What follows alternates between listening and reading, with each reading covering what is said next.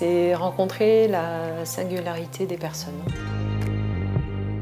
Quand je laisse l'autre dérouler son histoire, en interférant le moins possible, c'est aussi écouter le corps, écouter les émotions et rendre compte à la personne ce que je vois, ce que je ressens et ce qui se passe quand je la vois et quand je l'entends. Il est apparu en fait sur mon chemin de vie après un grand travail personnel, après des événements personnels que j'ai vécus qui m'ont bousculée. Ça m'a amené aussi à choisir ce métier. D'exprimer des émotions au moment inapproprié. Une fois, une personne me raconte les bêtises que fait son enfant en exprimant beaucoup de colère. Moi, j'entendais les bêtises et du coup, j'avais envie de rire. Donc, j'ai ri alors que la personne était en colère. Donc, il y avait un petit décalage, mais en même temps, bon, voilà, c'est la vie.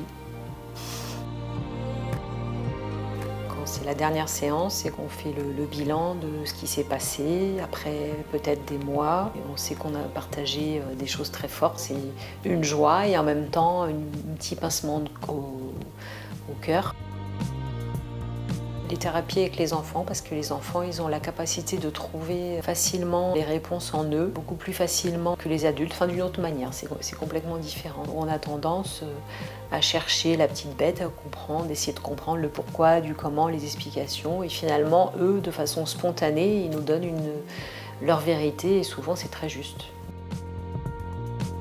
Ce qui m'agace, c'est de ne pas prévenir quand on ne vient pas.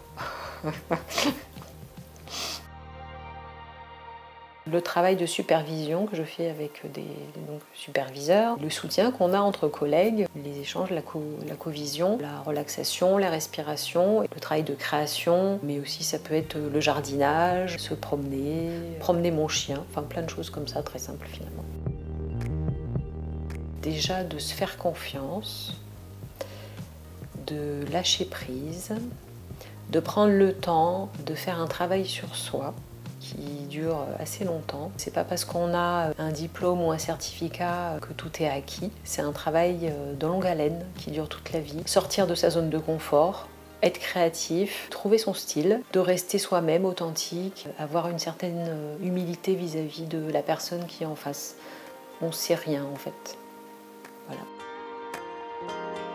Contacter sa joie intérieure et rester avec cette joie-là, arriver à la communiquer à soi-même et puis aux autres.